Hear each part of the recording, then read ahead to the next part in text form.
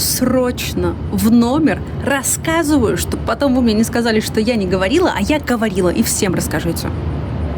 Следующими будут зарабатывать физики. Если вы сейчас сидите, так же, как и я, думаете, что делать, куда бежать, что учить, чем вообще заниматься, вон там AI какой-то учить, какие-то схемы, системы, языки, что учить, чтобы дальше зарабатывать. Потому что все какое-то такое сложное, что его нужно будет пару лет, наверное, учить. Физику.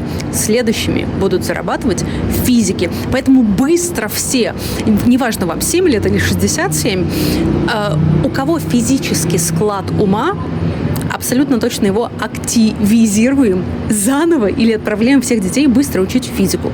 Сейчас расскажу, почему.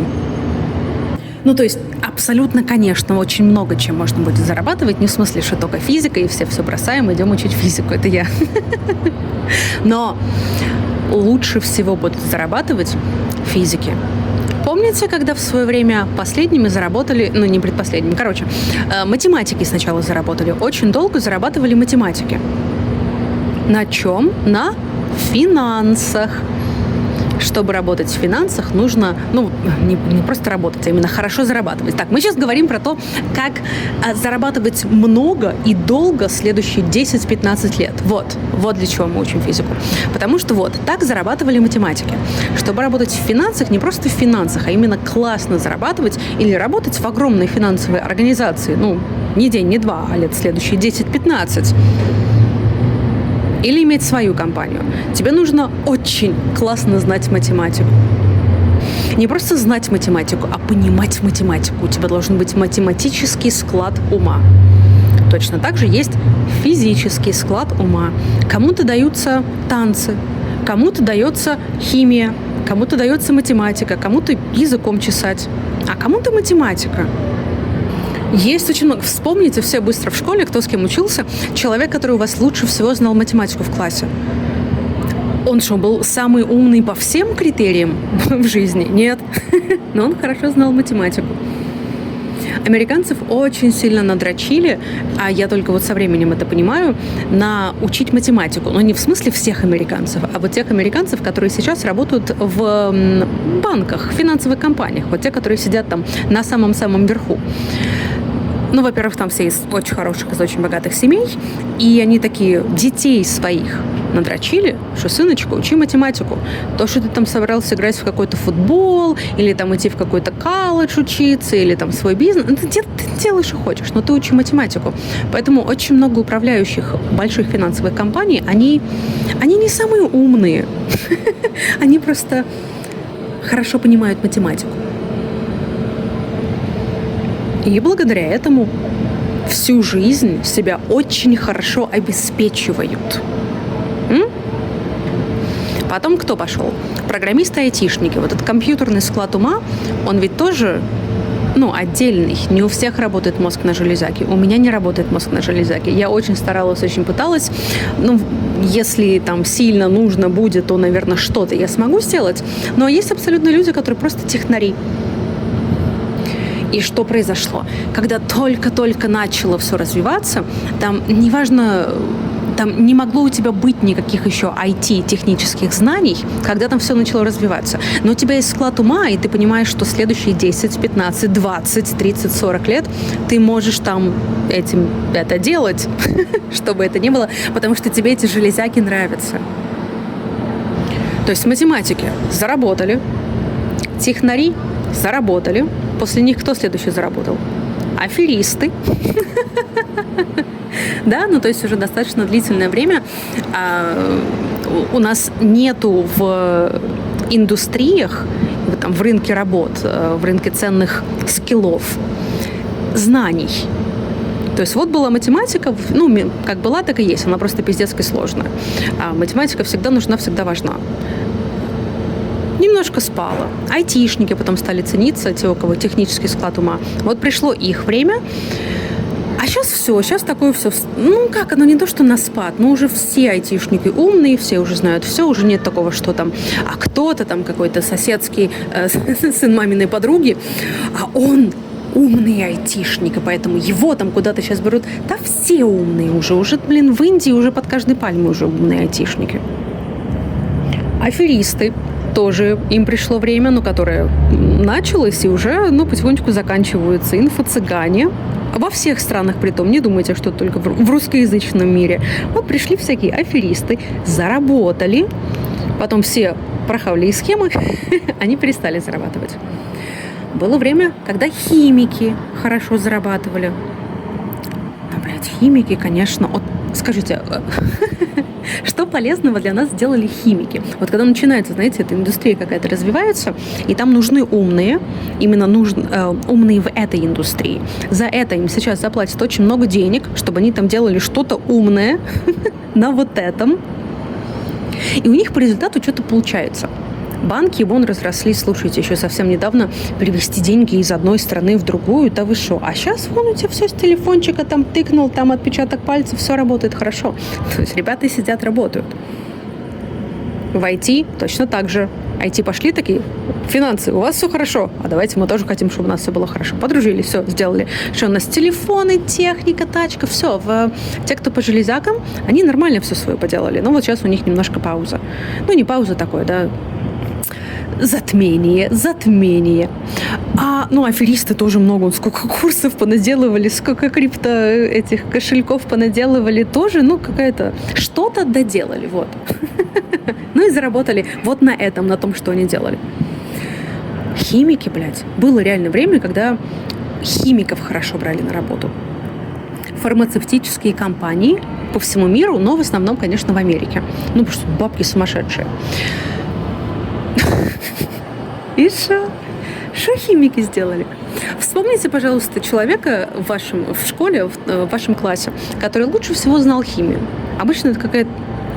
Не хочу никого обидеть, кто знает химию, хорошо. Но обычно это, скажите, это нормальный был человек? Он был нормальным, адекватным человеком? 99 зубов даю, что нет. Кому, натуральным, естественным способом дается химия? В смысле, То есть это очень странные люди. Это просто очень странные люди. Если еще там математики обычно, они... то есть там есть два типа математиков. Есть такие, как Перельман. Они просто умные.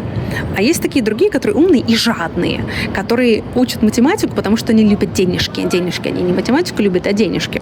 И они вот эти такие, дорогие костюмы, тачки, самолеты, вот это их тема.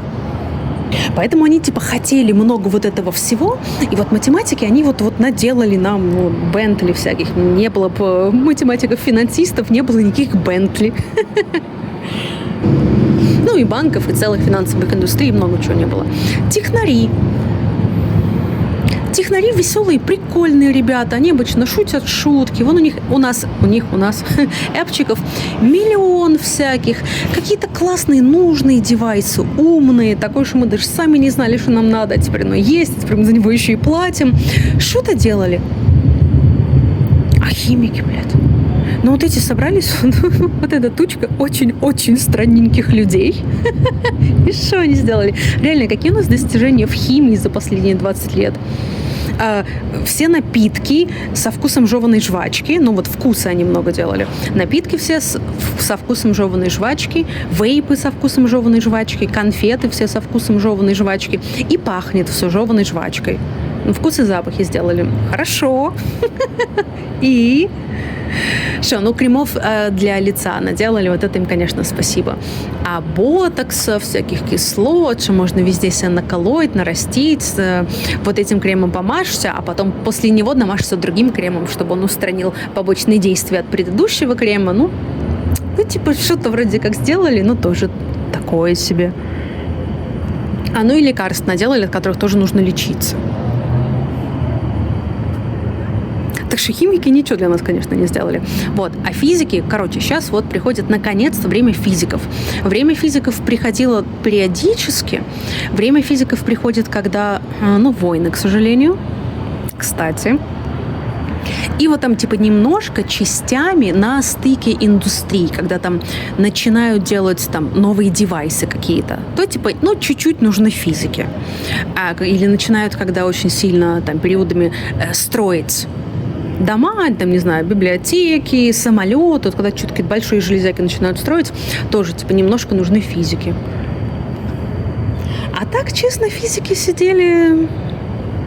Не знаю, чем физики все это время занимались. Ничем, потому что вот их, наверное, сейчас особенно и нету. Нечем там, неким было работать, кроме как учителем физики. Но если вы в себе чувствуете сейчас наклон к физике, если вам физика понятна, а если вы, знаете кого-то, кто сейчас учится в школе, передайте всем детям, чтобы все сейчас срочно шли учить физику, потому что физика — это сейчас будет следующая тема.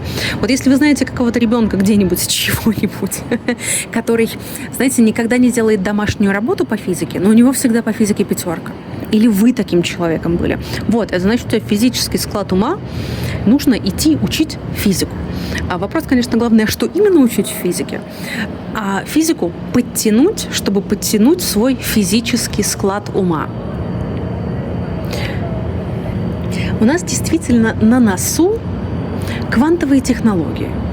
В них столько вложили бабла, что, они так просто сейчас не закончатся. Знаете, одно дело, когда этот metaverse и там виртуальная реальность, помните, все ж дурели, что вот буквально не сейчас, через 5 минут на тебя наденут шлем виртуальной реальности, очки виртуальной реальности, и все, просто полетят. И что? Они их наделали всех, они никому были не нужны, и все такие, Но туда не вкладывали много денег. Что такое виртуальная реальность? Все на рекламу пошли, дали виртуальную реальность, там что-то... Туда никто так сильно не вкладывал, потому что все понимали, что это долго может не продлиться. Попробовали все. А в квантовые они прям вкладывают бабки. Вкладывают серьезные деньги, там серьезные большие компании этим начали заниматься, вроде как всерьез. Сейчас вот этот глобальный пиздец в мире, он, конечно, с каждым днем становится похуже, но потом будет время, когда он, начнет становиться обратно получше. Все же идет точно так же волнами. Вспомните, как было заебись все у всех во всем мире, где-то с 2015 по 2019. У всех было хорошо. Там, может, не у всех были там миллиарды прям, но хорошо, нормально было абсолютно у всех в мире. Потом что? Хуяк, и у всех стало плохо. Потом по чуть-чуть начали выкарабкиваться последние пару лет. И сейчас снова какая-то такая херня непонятная в мире. И вот оно туда-сюда все будет теребонькаться. Но рано или поздно оно сейчас закончится. Или там немножко улучшится на пару лет, да? И пойдут дальше развиваться квантовые технологии. Абсолютно точно там уже все давно обещают новые девайсы. Этот еврей с Фейсбука, он давно уже хочет там что-то, то он очки хотел, то он браслеты, то он 5, то он 10. Что-то там сейчас начнут производить. В принципе, давно ничего такого новенького сильно не появлялось. Поэтому, абсолютно точно можно ожидать, что в следующие 5, 10, 15 лет, не завтра, но 5, 10, 15 лет что-то будет начинаться следующее новое. И из всех индустрий, вот везде, где мы сейчас все посмотрим, там как-то все уже достигло своего предела. Абсолютно следующее направление – это там, где больше всего будет цениться физический склад ума. Там, где либо ты будешь шарить квантовые компьютеры, квантовую физику. Она на самом деле не такая сложная. Она в 1000 раз легче, если честно, и интереснее, чем та физика, которую там в школе учили в 7 классе, например. Вот механика. Я никогда не понимала механику. Квантовую физику прекрасно понимаю. Вообще девочкам, если честно, у меня есть такая теория, девочкам ее легче понимать. Она такая более женская, интуитивная. И сейчас на самом деле очень много выдающихся девчонок в квантовой физике. В квантовых компьютерах, во всех лабораториях. Очень много девочек. И вот так как нужно будет строить новые и делать новое, придумывать, что это новое будет, вот именно там будет цениться физический склад ума. Тебе не столько информация нужна, ты новое придумываешь. Когда люди компьютеры из нуля, из ничего придумывали, они придумывали их заново. Там нет такого чего-то, что тебе нужно было знать из прошлого. Тебе нужно иметь основы. Ты должен быть умным в физике. Ты можешь, конечно же, не вспомнить ни одной формулы. То есть вряд ли те, кто больше всего заработал в IT, вряд ли они помнят там какие-то сильно завороты такие наизусть на память. Может, помнят, может, нет. То есть действительно, опять же, с тем, где мы находимся сегодня в наших технологиях, тебе не нужно так много прямо иметь информации. У тебя есть интернет, у тебя там... А ты что, будешь калькулятор всегда с собой в кармане носить, тебе говорила учительница в школе? И что? И вот. А теперь, то же самое с намного более сложными вещами. То есть там AI, чат GPT, Google, это все никуда не девается. И продолжается автоматизация. Я действительно уверена в том, что тебе не нужно прямо там знать основы физики или чего-то. Ее нужно просто сейчас сесть, подтянуть. И туда, честно, классно бы пойти сейчас получить официальное образование. Вот если какое образование будет цениться больше всего лет через 10-15, это образование физика. Поэтому прямо сейчас самое главное, самое важное время начинать. Я столько лет работала в аутсорсинге, в стаффинге, я прям научилась смотреть, меня почему осенила эта идея, я научилась действительно смотреть на что такое рабочая сила, рабочие мозги в мире, что действительно очень многие индустрии просто не развиваются, потому что там нету людей, которые этим занимаются. То есть, что бы ты ни взял, оно не делается одним человеком, оно не делается двумя. Вот такие действительно большие штуки, которые влияют на весь мир. Телефоны, машины, приложения, эти уколы, которые колешься и худеешь. Очень много людей в этом должны участвовать, чтобы это... И другие аферисты. Очень много людей должны в этом участвовать, чтобы что-то развивалось. Поэтому, когда на рынке элементарно нету людей, я вам рассказывала пример, когда AWS, Amazon, когда они напридумывали там охренительные такие технологии по всему миру, можно там контент стримить вообще за копейки для больших корпораций. И никто не мог с этим работать, потому что никто не понимал, это было очень сложно, и все манали учить. Поэтому все вот это свое гениальное, что они придумали, они скрутили в трубочку и сидят, и ждут. Что сейчас, они же Amazon, сейчас все сами как-то должны пойти и научиться. А все такие, нет. Сейчас, знаете, действительно пойти, то есть, чтобы выучить... вот эта штука, которую Amazon придумал, ты ее просто, если пишешь у себя в резюме, у тебя автоматически зарплата 250 тысяч. Минимум. Просто тупо минимум. Потому что, чтобы знать вот эту хуйню, которую они придумали, тебе нужно знать такой огромный список всего остального. Я такая умная, потому что я просто сидела пару лет, смотрела на вот эти резюме. На резюме, как типа job description. Вот каких людей мы ищем. Я им говорила, что у меня был контракт, когда мне нужно было их найти 300. У нас был 1. Мне из-за этого пришлось уйти с работы. И ты сидишь, смотришь на то, кого мы ищем, да, понятно, что я пошла заниматься, я вроде как была в продажах вообще, смотришь на job description, кого именно мы ищем. И там такой действительно огромнейший список того, чего тебе нужно знать, что это нереально, таких людей просто нету в мире. И таких людей оказалось действительно, что их нету в мире. И это большая проблема в том, как мы продолжаем развиваться как цивилизация. То есть, чтобы что-то большое происходило, много людей должны это делать. А до того, как люди могут начать это делать, даже те, кто очень хотят, вот я очень бы хотела пойти на вот этого клиента с этими амазоновскими технологиями поработать. Что бы я не хотела за 250 тысяч? Конечно, хотела бы. Очень-очень сильно хотела бы. С удовольствием. Вот я прямо сейчас свободно могу сейчас встать пойти. Но для того, чтобы добраться в то место, нужно 15 лет ебашить. И не просто, сильно и там работать. Нет, нужно стратегически учить заранее то, что ты думаешь через пару лет, тебе поможет выучить что-то следующее, что придет к тому времени. Вот просто процесс обучения в современном мире, это же невозможно угнаться. И, ты не успеваешь оглянуться, а там уже то. Не успеваешь оглянуться, а там уже второе, там пятое, там десятое. Думаешь, когда вы это все сделали? Вы спите, вы едите, вас там сколько? Там у всех, что ли, сидят эти там миллионы рабов, которые делают это из-под палки на чай. Хотя на самом деле да. То есть и это тоже правда. столько всего, до хрена всего, и такой смотришь, что-то новое появилось, и думаешь, ну твою мать, у меня же была такая же идея, я же что же думал, а что они уже зарабатывают, а я еще нет. А можно я к ним пойду работать? Мне тоже, я такое же хотела, но только они уже сделали, а я еще нет, а там уже все, и думаешь, блядь. А вот если бы я сделала вот тогда, когда я подумала, я бы они же тоже как-то сделали. Там же тоже просто люди с руками, с ногами сидят. А что они сделали, а я не сделала? А чем я хуже? И начинается. И получается так, что ты узнаешь новость о какой-то классной новой технологии, а сидишь, бьешься головой об стену, думаешь, вот это я дебил.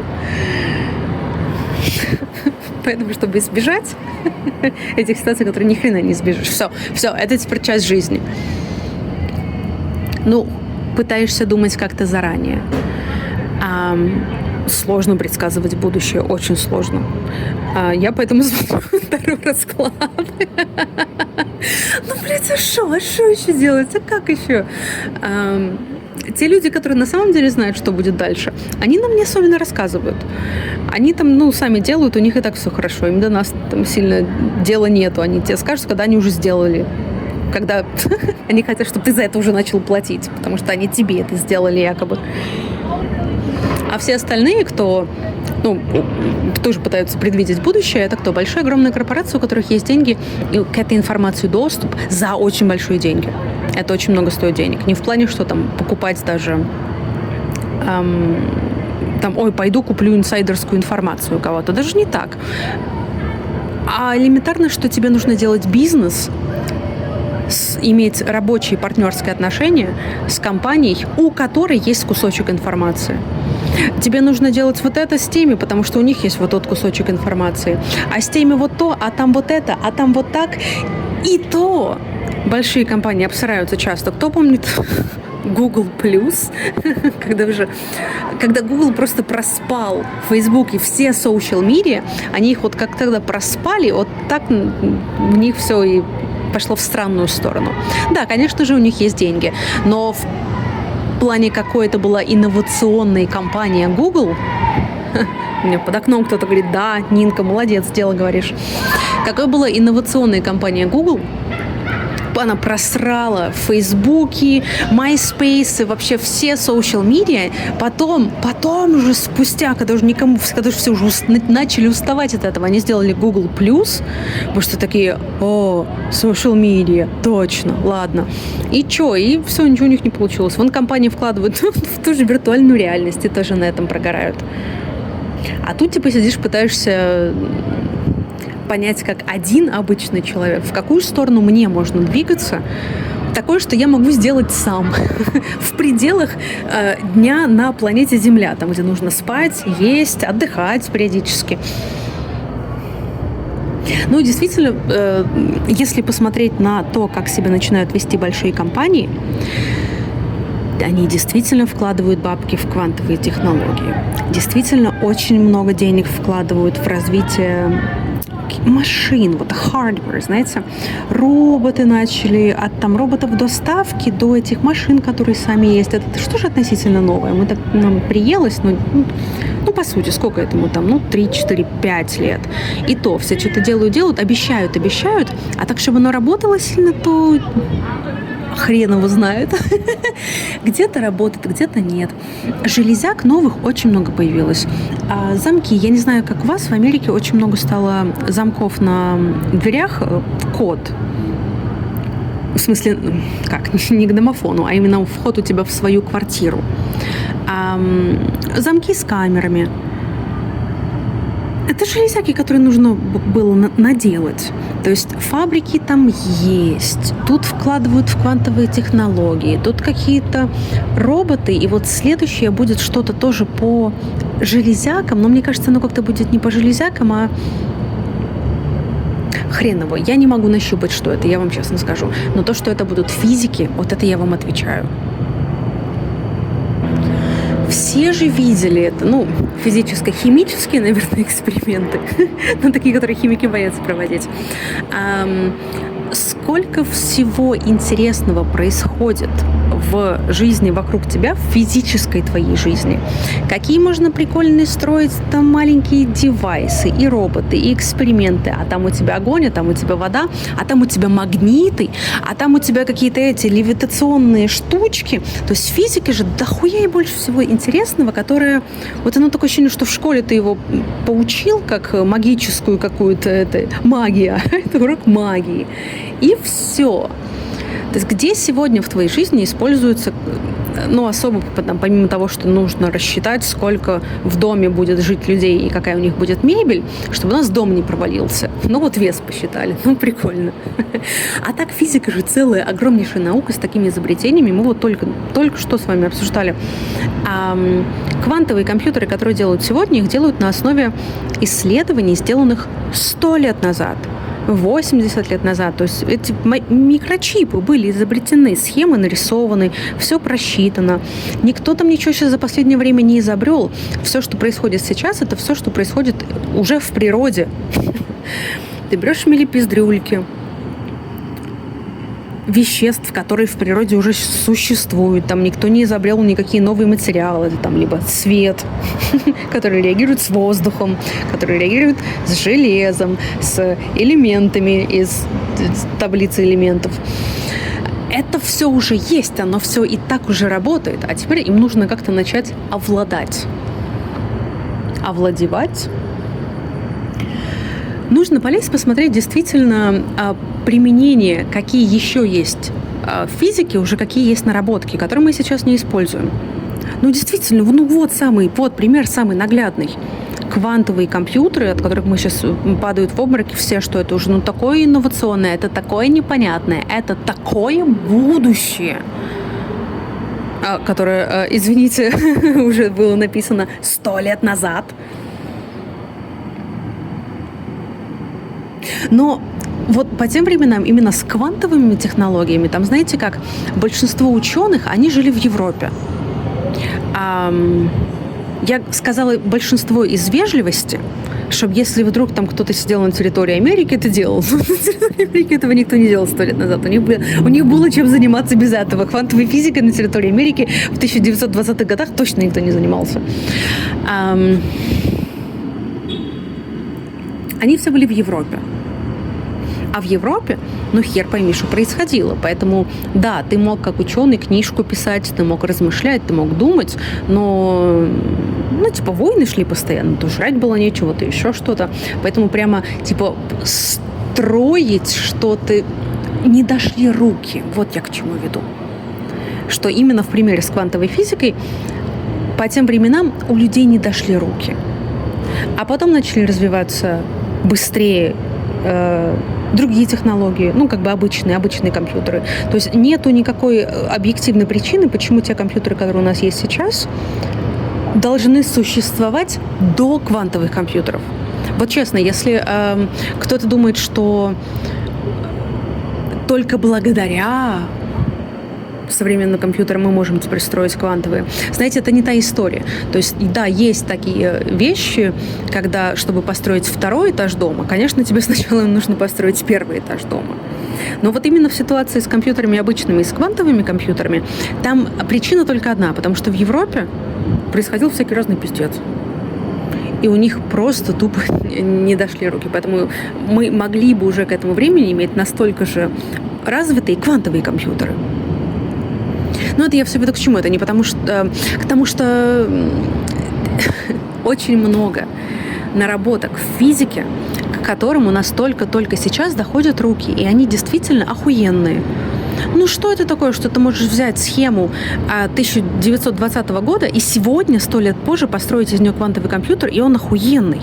Да, его там до сих пор строят. То есть, а что там еще есть? Что есть еще? И это, я думаю, самое главное направление развития будет. В финансах мы все сделали. Все сделали, все сделано, там можно поставить... дотянули, да? Мир же не развивается весь одновременно. Каждая индустрия потихоньку. Вот, смотрим за последние 40-50 лет. Финансы там уже все построили. Там уже слишком сложно, и такое, что уже поломали 100 раз, уже нужно будет, ну, прям заново переделывать нет, прям делать коллапс финансовой системы, это, наверное, немножко слишком. Ну, как построили, так построили, ладно, уже окей.